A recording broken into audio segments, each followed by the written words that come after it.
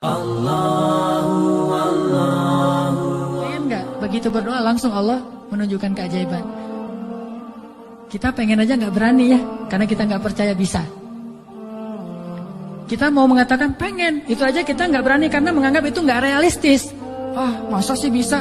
Bisa kalau kita yakin kepada Allah. Kalau kita nggak yakin, kalau kita bilang nggak bisa, kalau kita ragu bahwa Allah bisa menunjukkan ajaib kepada kita dalam hitungan detik, terus kemana kalimat kun fayakun? Masalahnya kita nggak yakin untuk bilang pengen. Begitu doa langsung Allah kabulkan. Itu aja kita ragu. Kenapa? Kita nggak percaya itu bisa terjadi dalam hitungan simsalabin abracadabra. Kita nggak percaya itu bisa terjadi dalam satu kalimat kun. Makanya tidak ada kun dalam hidup kita. Gimana caranya? Belajar yakin kepada Allah seutuh-utuhnya. Istri mana jamaah yang perasaannya tidak sakit apabila suaminya selingkuh? Sepertinya tidak ada ya. Sesabar apapun, dia pasti menyimpan sakit hati yang sangat dalam apabila tahu suami yang dia cintai selingkuh. Itu pasti. Si istri sudah memberikan seluruh cinta untuk pria pilihannya. Mana si istri terkadang harus berjuang meyakinkan ayah dan ibunya bahwa pria pilihannya adalah yang terbaik. Pria itu setelah menjadi suami malah selingkuh. Maka suami jangan heran apabila ada sebagian istri yang memang akan melakukan apa saja yang di luar dugaan jika tahu suaminya selingkuh atau coba-coba selingkuh.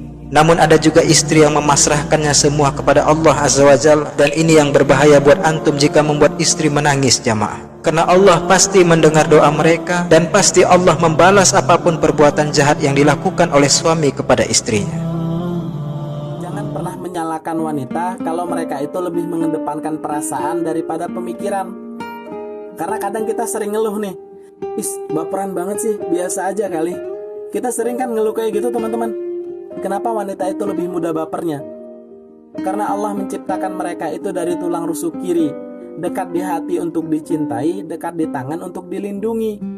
Dan Allah memang lebih mendominankan wanita itu dalam hal perasaan. Karena sifat mereka itu ingin dilindungi, dicintai, dikasihi, diciptakan. Ini sebabnya mereka itu lebih mengedepankan perasaan. Lalu bagaimana biar mereka itu nggak baper? Ini kuncinya. Kalau kita sekedar ingin singgah, bersikaplah seperti tamu. Biar mereka itu nggak salah, harus menyuguhkan kopi atau hati. Coba cek, Nabi beristighfar nggak dalam hidupnya? Sebelum tidur istighfar nggak? Berapa kali?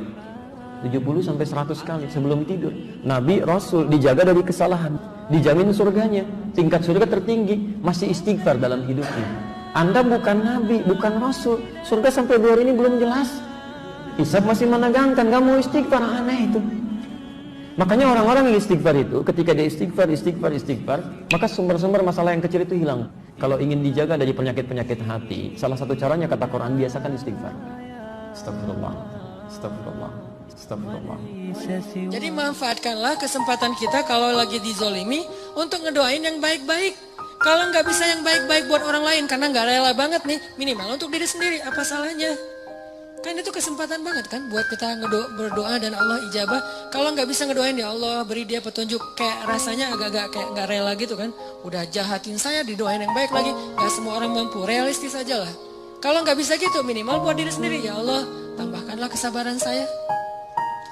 Loh, kok minta disabarkan? Berarti makin mau aja disakitin. Bukankah sabar itu kebaikan bahkan lebih dari setengah iman? Hampir bisa dibilang seluruh iman kita itu adalah intinya sabar.